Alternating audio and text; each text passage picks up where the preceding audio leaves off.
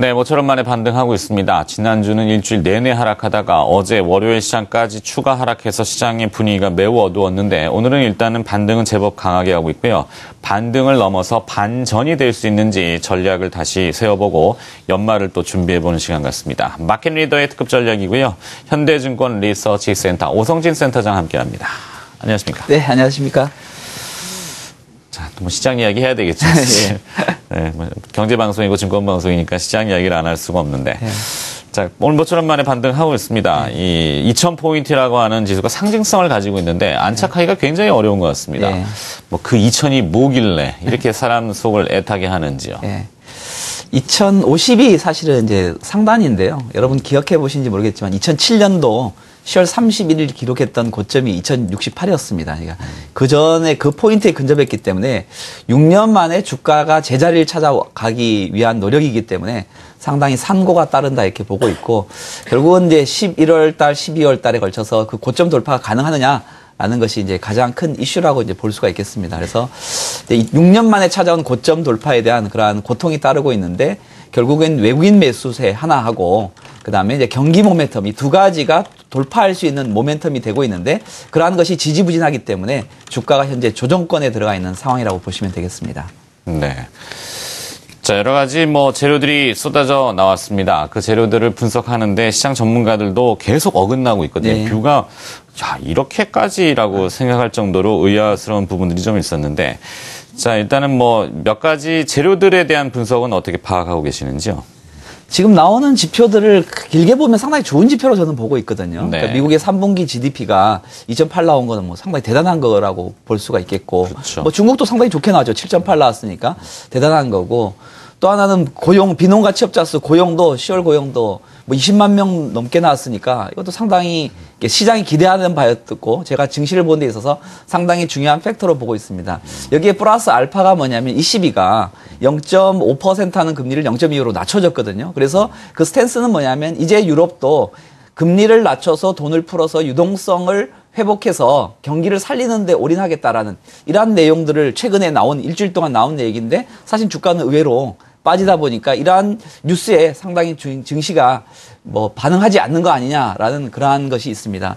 네. 제가 보기에는 결국 현재의 장세는 결국은 경기 모멘텀이 주가 고점을 돌파하는 흐름이라고 볼 수 있는데 이 흐름이 제가 보기에는 선진국에서 나타나고 있다 이렇게 보시면 됩니다. 그래서 선진국 주가들 특히 뭐 유럽 주가라든가 독일이라든가 미국 주가 같은 경우에는 상당히 고점을 연일 갱신해가고 있는 걸 보면 선진국에서는 이와 같은 현상이 벌어지고 있는데 한국을 비롯한 이머징, 특히 최근에 10월 달에 증시를 약세고 보이고 있는 데가 브릭스하고 아세안 국가들입니다. 그럼 뭐냐? 선진국에 좋아지는 고리가 연결고리가 아시안이라든가 브릭스 쪽으로 상당히 오는 것이 좀 시간이 필요하다라는 그런 얘기고 당장은 선진국 경기가 좋아진 부분이 양적 완화 축소라고 해서 돈을 빼가는 우려감이 더 크기 때문에 호재가 좀 적게 반영되고 있다 이렇게 보고 있는 상황입니다. 그래서 현재 발생하고 있는 이벤트는 증시에 긍정적인 걸로 보자. 그러나 단기적으로 이러한 양적 완화 돈을 빼가는 것에 대한 우려감이 있지만 결국 길게 보게 되면 펀더멘털이 개선이 되면 돈도 다시 회귀하는 흐름이 되기 때문에 일시적인 자금 유출에 두려워하지 말고 길게 좋아지는 펀더멘탈의 이슈에 주목하자는 것이 제가 말씀드리고 싶은 포인트입니다. 그렇군요. 사실 그게 정답인 줄은 다 대부분 인지하시고 계시죠. 네. 뭐 길게 장기적인 안목. 네. 근데 발등에 불 떨어지면 뜨겁거든요. 네. 이게 좀 어려운데 최근에 나타나는 매크로 이 거시경제 지표들 특히 말씀하신 고용이라든지 뭐 일부 제조업 지표 네. 그리고 또 생산성 산업 지표 이런들이 좋아지고 있고 뭐 소비가 거기에 이제 늘어나면은 연말 또 소비 시즌 다가오지 않습니까? 이제 뭐 금상첨화 이렇게 매크로는 판단을 할 수 있는데 전체가 다 고루고루 좋아지느냐 이머징 쪽 얘기가 되겠습니다. 그 미국이나 뭐 선진국 쪽은 좀 잘 되고 있는 것 같은데 유럽에서 금리 인하를 단행했는데 이 통화 정책의 스탠스 그러니까 사실 유럽 같은 경우도 독일이 주도하는 ECB인데 독일과 ECB의 내부 갈등을 우려에도 불구하고 금리를 확 내려버렸어요. 뭔가 급한 것이 아닌가. 어떤 통화 정책에 무슨 변화가 좀 있을까요?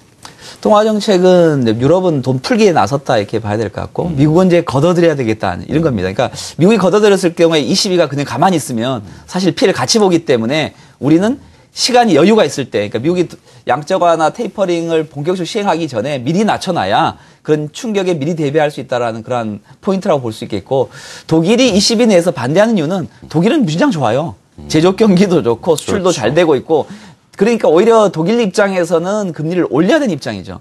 근데 ECB 전체 입장에서 보면 경제 성장률이 마이너스고 2014년 경제 성장률을 플러스로 돌려놓기 위해서는 사실 추가적인 양적 완화가 필요한 거기 때문에 이제 이행 관계가 엇갈린다 이렇게 보고 있고 유럽 내에서는 독일의 영향력이 크고 독일의 그 역할이 좀 필요한 것 같습니다. 무슨 얘기냐면 독일이 경기가 워낙 좋기 때문에 사실은 독일이 수입을 많이 해줘야 돼요. 네. 그런 상황에서 ECB가 경기 살리기 위해서 금리를 낮춰줘서 유동성을 푸는 상황이기 때문에 나머지 국가들에 있어서는 상당히 좋은 상황이 벌어지는 상황이라고 보시면 됩니다. 그래서 보시면 주가도 아세안 국가들의 주가하고 피그 국가들의 주가가 틀립니다. 그쪽은 여전히 상향 그림을 그려가고 있고 아세안은 돈을 빼가는 우려감이 있기 때문에 양적 완화라는 것은 또 돈을 푼다는 것은 상당히 주가상에서도 차별화를 만들어내는 요인으로 작동을 하고 있는 상황입니다. 그렇군요.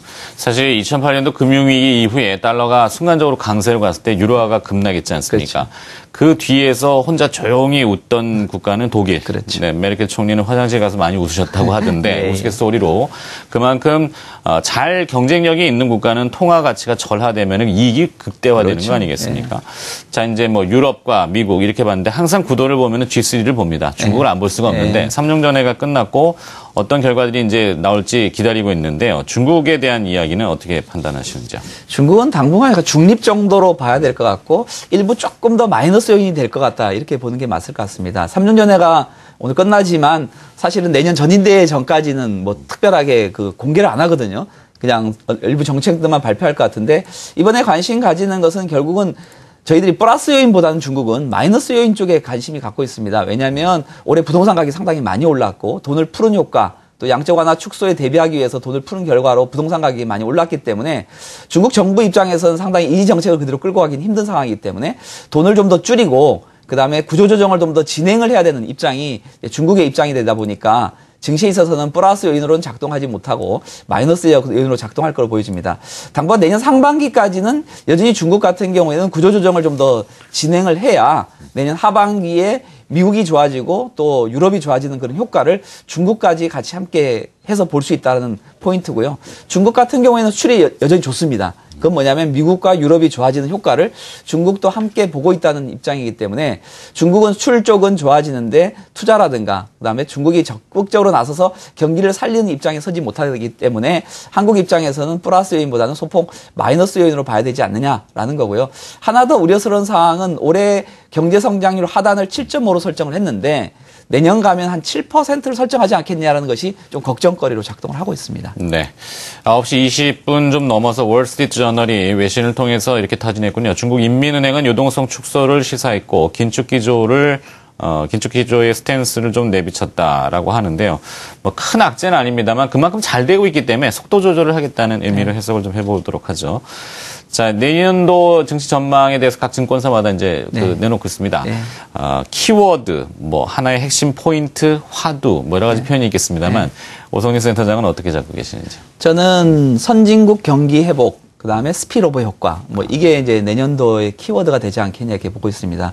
결국 이제 양적 완화 축소, 테이퍼링 이슈들이 불거지는 거 근본적인 원인 자체가 경기가 좋아진다는 얘기이기 때문에 미국의 경기가 얼만큼 강도가 높게 나올 거냐, 그것이 유럽까지 얼만큼 온기를 전달할 거냐, 그 온기가 중국을 거쳐서 한국까지 얼만큼 따뜻하게 갈 거냐라는 것이 시청하시는 분들이 스피르오버 효과가 뭐냐고 이렇게 궁금해하실 텐데 낙수 효과죠. 예, 물이 이제 흘러 넘치면 다음 차면은 넘치고 주변도 다 좋아지는 이런. 그러니까 미국이 시작된 흐름이니까 결국 2007년도에 고점을 형성할 때 미국이었거든요. 그러니까 이 고점을 무너뜨린 것도 이제 미국이었는데. 그것이 이제 연쇄 효과를 보면서 유럽 거쳐서 중국 거쳐서 한국의 수출 증가까지 가는 것이 최근 6년간의 흐름이었거든요. 그러니까 거꾸로 저는 이 2007년도에 이후 지금 6년 동안 전개됐던 흐름이 거꾸로 나타난다. 이게 2014년의 원년이다 이렇게 보고 있고 그거에 따라서 미국의 경기 회복, 특히 선진국의 경기 회복이 얼만큼 흘러 넘쳐서 한국까지 오게 될 거냐라는 것이 핵심 키워드로 좀 설정을 하고 싶고요. 그렇지만 발목을 잡는 요인이 딱 두 가지 키워드 있습니다. 출구 전략하고 원화 강세라는 것이 그 사이에 뭐 겉으로만 좋은 것이 아니라 그 사이에 이제 이해관계를 업종별로 잘 따져봐야 되는 것이 출구 전략과 원화 강세라는 부분에 있어서는 하나의 걸림돌로 꼭 생각해야 될 키워드라고 보여집니다. 네. 자, 올해도 이제 50여일 남았다고 합니다. 365일 중에 50여일 그러니까 굉장히 길어 보이긴 하는데 달수는 한 달 반. 마무리 어떻게 대응해 보는 것이 좋을까요? 뭐 지수는 왔다 갔다 하는데요. 종목별로는 빠질 때 올라가는 종목이 있고요. 올라갈 때 계속 올라가는 종목이 있기 때문에 지수에 너무 연연하지 말자. 왜냐하면 하단이 좀 튼튼하다는 말씀을 드리고 싶습니다. 우리나라 기업들이 해마다 벌어들이는 이익이 한 100조 정도 됩니다. 100조. 네. 상당히 크죠. 그 100조라는 것은 어떤 의미냐면 우리가 시가총액이 한 1000조에서 1100조 정도 왔다 갔다 하는데요. 100조가 늘어난다는 얘기는 뭐냐면 우리나라 기업들의 자산 가치가 해마다 10%씩 늘어나고 있다는 얘기는 기업들의 가치가. 그러면 증시에서 PBR 계산할 때 자산 가치 얘기하거든요. 네. 그러면 뭐 배당 좀 일부 빼고 나머지 쓰는 거 좀 빼고 나면 7에서 8%의 그 하단은 계속 올라간다는 얘기거든요. 그러면 내년도를 볼 때 있어서 지수 하단이 한 1900 정도를 설정하는 것이 PBR 100 한 1900 정도 됩니다. 그러니까 하단이 점차 올라가니까 그거에 대한 부분에 대해서 좀 하단에 튼튼하다는 거에 대한 인식을 좀 하면 좋을 것 같고요. 그렇게 된다고 하면 사실 종목별 대응이 상당히 좀 유리하다. 지수 대응보다는. 그래서 종목별 대응에 좀 주목을 했으면 좋겠다는 말씀을 드리고 싶고요. 그럼 뭘 사야 될 거냐라는 건데 사실은 이제 4분기 장 같은 경우에는 2014년 벌어질 장에 선반영되는 장세고 4분기에 떴던 종목이 내년 내내 좋은 경우가 상당히 많습니다. 네. 그래서 이제 그게 주목해 보자는 말씀을 드리고 싶은데요. 뭐 키워드 한 5가지 정도로 말씀드리고 싶습니다. 첫 번째는 이제 부품주 쪽인데 IT 쪽에서는 원화 강세라는 그런 발목이 잡혀 있기 때문에 완성 세트 메이커보다는 부품주가 보는 게 좋겠다라는 거고요. 부품주 중에서는 반도체 쪽하고 LED 쪽 이 두 가지를 말씀드리고 싶습니다. 자동차 쪽에서도 자동차 완성차를 만드는 업체보다는 부품주가 좀 유리하지 않겠느냐라고 해서 자동차 부품주에 좀 주목하라는 말씀을 드리고 싶고요. 그다음에 환율의 영향에서 벗어나 있는 그런 종목이 있는데 소프트웨어 관련 종목입니다. 네. 소프트웨어 관련된 쪽으로 좀 주목을 했으면 좋겠다라는 거고요. 내수의 뭐 백화점이나 이거 하드웨어 쪽으로 하는 업체들보다는 소프트웨어 뭐 그런 설비 없이 하는 그런 그 홈쇼핑 같은 이런 업체들도 관심 있게 보자라는 말씀을 드리고 싶습니다. 잘 알겠습니다. 자, 오성진 센터장님은 또 신실하시지 않습니까? 사람이 할 수 있는 능력 이외에는 또 신이 커버를 하셔야 되는데 진인사 대천명이라고 또 옛말이 있듯이 열심히 한 다음에 이제 하늘의 뜻을 또 받아야 되는데 기도도 좀 열심히 해주시기 바라겠습니다. 센터장님께 드릴 말씀은 아닌데 하도 시장이 좀 어려워서 이런 말씀 드려봤고요. 마켓리더 특급 전략이었습니다. 어려운 시간 내주셨고요. 현대증권 리서치 센터 오성진 센터장이 수고해 주셨습니다. 고맙습니다.